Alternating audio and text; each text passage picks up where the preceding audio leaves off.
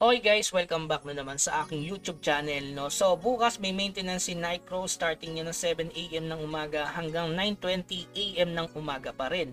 So ano ba yung mga main updates niya bukas na aabangan natin? So una diyan, 7 new events will be introduced. So balikan natin mamaya. So, yung pangalawa diyan, ito na yung hinihintay ng lahat, Artifact Awakening added. Syempre nakapag-hoard na tayo ng Carving Knife, Golden Weighing Scale, Pro Sentir at Morion para diyan sa event na yan. O sabihin natin contents.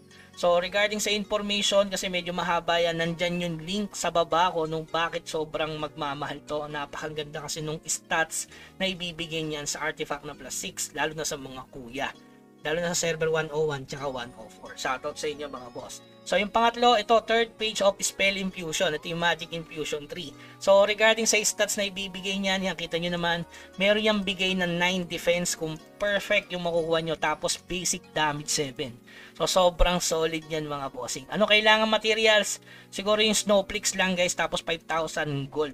So possible na umangat ng konti yung alluvial para bukas kasi may artifact pa, meron pang Magic Infusion. So sa country coins pwede kang magpalit, pero sa akin wag na kayo magpalit dito guys. Kasi yung country coins may paggagamitan yan soon regarding dun sa epic mount na 80k. So sobrang tagal na hindi pa nilalabas ni Nightcrow. Medyo naiwanan na, no? So wag niyo na tanungin kung kailan ilalabas yung, basta mag-ready kayo ng 80k contribution coin. Baka kasi biglang sumulpot. Katulad dun sa Valor Coin Shop, di ba? Ginawang tatlo yung Edge Sowa. Kaya baksak yung promote. At saka yung essence kasi din, hindi naman nagkaroon ng pre-sale.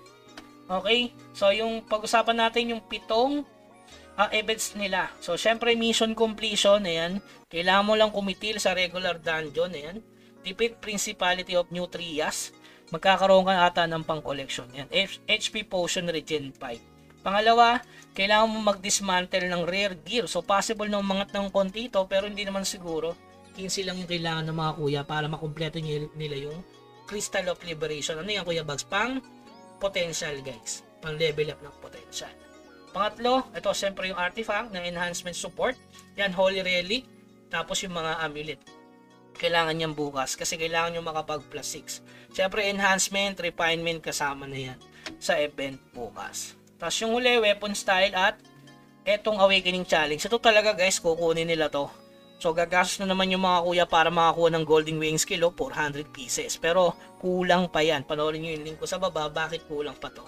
Kung malas kasi sila, halos 4,000 yung magagastos nila dito or 6,000 kung walang balik na weighing skill. Kasi 60 per try, 5% yung success rate para alam nyo lang.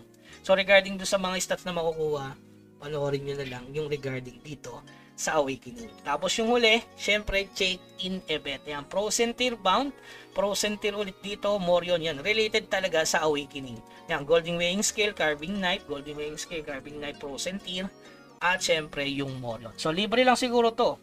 Yan o, 14 days check-in. So ayun lang yung update bukas na aabangan natin kay Nicro. Kaya keep grinding, huwag kalimutan mag-subscribe sa ating channel para hindi ka nauuli sa mga hoarding natin. Yan, kita nyo yung paldo natin. Siyempre paldo na tayo agad, pero hindi ko nilahat yung binenta ko guys. Okay, hindi natin nilahat. Kasi baka bukas mas mataas yung price niyan. Sabi ko nga sa inyo, almost 60 plus per try ang gagawin nila dyan. Okay, so yun, GG's. Thank you mga bossing.